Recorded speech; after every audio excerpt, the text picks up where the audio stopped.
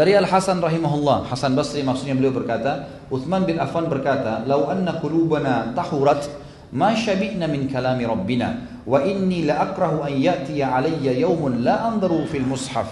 Ini kalimat luar biasa ikhwah sekalian. Saya ajak diri saya dan antum sekalian, mulai sekarang bubar sebentar dari sini, jangan pernah lewat sehari tidak baca Al-Qur'an. Lihat fisik Al-Qur'an.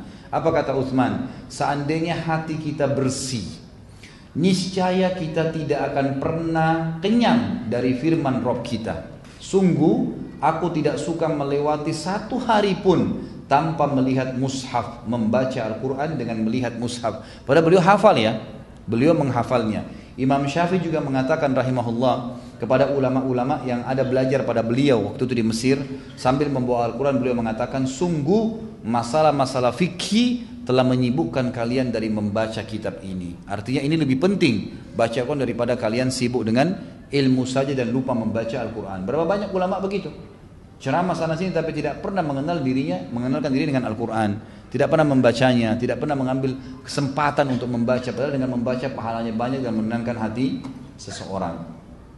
Dikatakan dalam riwayat di dalam kitab Bidayah wan Nihayah, bukunya Ibnu Hajar, beliau mengatakan tidaklah Utsman terbunuh kecuali mushaf Quran yang beliau punya sobek karena sering dilihat dan sering dipegang. Seperti itu. Utsman terbunuh juga sedangkan mushaf berada di pangkuannya pada saat dibunuh oleh orang-orang Khawarij, bagaimana akan kita jelaskan nanti. Ibnu Abbas menukil kepada kita pada zaman Abu Bakar telah terjadi kekeringan yang panjang. Ini tambahan tentang fadilah Utsman bin Affan. Penulis di sini perniagaan yang menguntungkan bersama Allah Ta'ala.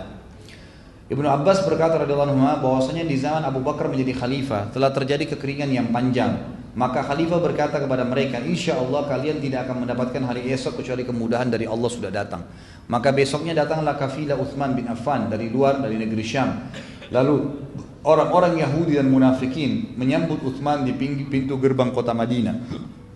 Lalu berkata kepada mereka, wahai Utsman, berapa kau akan jual daganganmu ini? Kami akan beli semuanya. Yang pada saat itu kaum muslimin memang lagi ditimpa kesusahan. Orang-orang Yahudi dan orang munafik ini di pasar Madinah sengaja menaikkan harga kalau kaum muslimin yang mau beli. Kalau selain muslimin maka diberikan murah. Kalau orang munafik atau orang Yahudi yang belanja gitu. Maka Utsman bin Affan ingin membalik kasus tersebut, menghinakan orang-orang Yahudi yang memang sengaja dan orang-orang munafik yang menyusahkan kaum muslimin. Apa yang Utsman lakukan? Utsman bin Affan mengirim kafilah ke negeri Syam yang sangat banyak jumlahnya. Kemudian mendatangkan kafilah tersebut ke Madinah dengan penuh semua perlengkapan kebutuhan sehari-hari, apapun sifatnya yang dibutuhkan pada saat itu.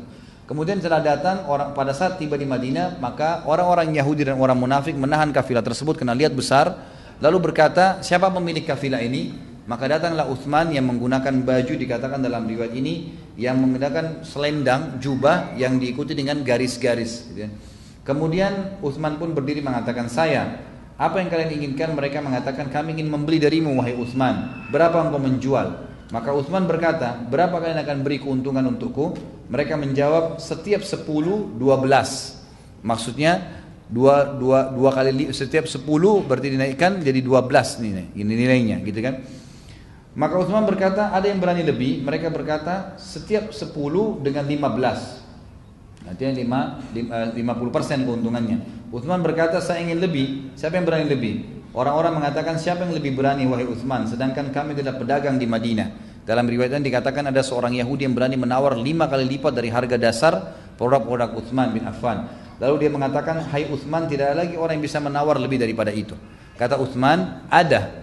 Kalian ingin tahu siapa? Maka Utsman pun menyuruh seluruh pegawainya yang memegang tali-tali kekangan unta tersebut, yang dalam beberapa athar disebutkan 100 kafilah. Satu kafilah bisa terdiri dari 3 ekor unta minimal, berarti 3000 ekor unta. Satu unta bisa mengangkat minimal berat 60 kilo kanan, 60 kilo kiri. Paling berat 150 kilo kanan, 150 kilo kiri, berarti 300 kilo. Satu unta. Kalau kali 3000 unta, berapa ton? Kalau antum punya mobil pick up, gitu kan, kemudian diisi dengan barang dagangan, sayur-sayuran kah, buah-buahan kah, apa saja, ya, mungkin kita dagang, memiliki 3000 mobil pick up, beli barang dagangan dari Bandung misalnya, atau dari Jakarta mau dibawa ke Bandung, belum masuk di Bandung sudah ditahan sama pedagang-pedagang Bandung. Apa yang mereka bilang? Udah nggak usah repot-repot jual di pasar, berapa kau jual kita ingin beli. Lalu antum negosiasi, berapa mau dibeli? Baik, semua produk ini saya tambah 2 kali lipat harganya. Misalnya modal 5.000 jadi 15.000. Utsman bilang saya ingin lebih. Baik, sampai 5 kali lipat. Jadi kalau modal 5.000 jadi 35.000, ya, jadi 30.000 misalnya atau 25.000. Dia beli. Utsman ingin beli. Dia bilang saya ingin lebih. Maka orang Yahudi yang menawarkan mengatakan, wahai Utsman, kau gila. Siapa yang mau beli lebih daripada itu? Kata Utsman, ada. Mau tahu? Disuruh pegawai-pegawainya yang pegang tali kekangan. Kalau kita sekarang mungkin supir pick up tadi, contoh saja. Lalu manggil semua muslimin. Satu kota Bandung dipanggil, ini satu kota Madinah dipanggil. Lalu kata Utsman bin Affan di depan orang Yahudi yang memang Utsman ingin menghinakan mereka dan menjelaskan tentang kemuliaan Islam yang tadinya sengaja menaikkan harga untuk muslimin. Dia mengatakan, wahai muslimin, saksikanlah ini semua wakaf buat kalian. 3.000 mobil pick up tadi semua dibagi cuma-cuma. Orang berebut, 3.000 ekor unta orang berebut semua sampai habis.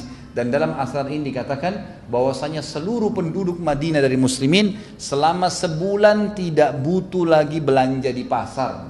Sebulan. Apa yang terjadi? Orang-orang Yahudi sama orang munafik gak ada yang beli. Harga pasarnya jatuh kembali. Gitu kan?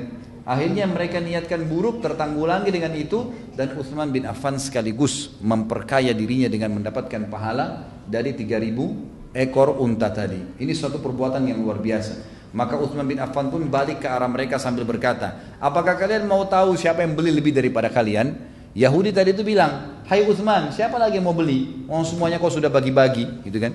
Siapa lagi akan beli? Kata dia, Allah Azza wa Jal membeli dari saya 10 kali lipat daripada apa yang kalian beli, gitu kan? Jadi ini Allah Subhanahu wa taala membayarnya. Bayangkan ya bagaimana cintanya Utsman bin Affan dengan infak itu. Dan ulama mengatakan ini rahasia kenapa Utsman bin Affan menjadi kaya raya, karena rajin berinfak.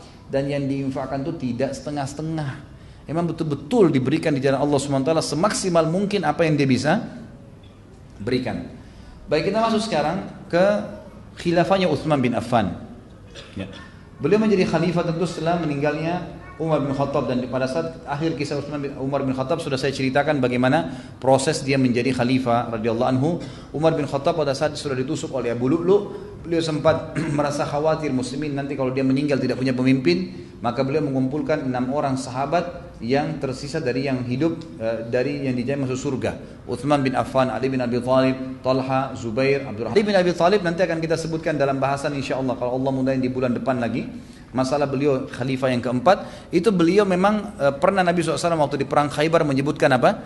Saya akan berikan bendera besok kepada orang yang mencintai Allah dan Rasulnya, dan Allah dan Rasul mencintai dia. Maka diberikan bendera kepada Ali radhiyallahu anhu. Jadi ini fadilah yang terlewat atau terlebihkan dari 2 sahabat ini. Setelah 2 orang ini, ternyata dari Ali dan Utsman memiliki kelebihan. Hadis yang lain bahwasanya malaikat malu dengan Utsman bin Affan, gitu kan? Maka ditunjuklah Utsman. Mereka semua berkata 5 orang ini nggak bisa lagi kau ngelak Utsman, kau yang jadi khalifah. Dibuka pintu keluar, Umar tanya, siapa? Utsman. Alhamdulillah, kata Umar, gitu kan, saya akan mati dalam kondisi tenang. Berapa hari kemudian dia mati, lalu Utsman menjadi khalifah. Ini rahasia kenapa Utsman menjadi khalifah tentunya. Baik, pada saat itu Utsman bin Affan menjadi khalifah. Yang ditulis oleh penulis tentu ini tentang khilafahnya Utsman cukup panjang, ekspansi yang luas, gitu kan. Tapi di sini poin-poin yang disebutkan oleh beliau adalah ketika khilafah dipegang oleh Utsman bin Affan, dia membuka Armenia dan Kaukaz. Ini wilayah-wilayah tersisa di wilayah Rusia. Utsman mendukung kaum muslimin dan menjadikan mereka membuka Khurasan, Karman, Sijistan, Kubrus, dan banyak wilayah dari Afrika. Perlu teman-teman tahu ya, sudah tahu ulama-ulama hadis kita ya? Yang 6 tahu nggak? Bukhari, Muslim, Abu Dawud, Tirmidzi, Ibnu Majah, Nasai. Saya ingin tanya, dari mana mereka ini? Tahu nggak? Dari wilayah mana mereka 6 orang ini? Dari Jazirah Arab kah? Dari Khurasan. Ini 6 orang ini perawi hadis. Imam Bukhari dari Rusia, Imam Muslim dari Nisabur juga di Rusia, gitu kan? Abu Dawud, Tirmidzi, Ibnu Majah, Nasai ini dari wilayah Khurasan, Irak dan Iran. Itu semua setelah ekspansi Islam di zaman Umar dan Utsman bin Affan radhiyallahu anhuma. Begitu Islam masuk ke sana, mereka masuk Islam, ternyata ulama muslimin muncul dari mereka.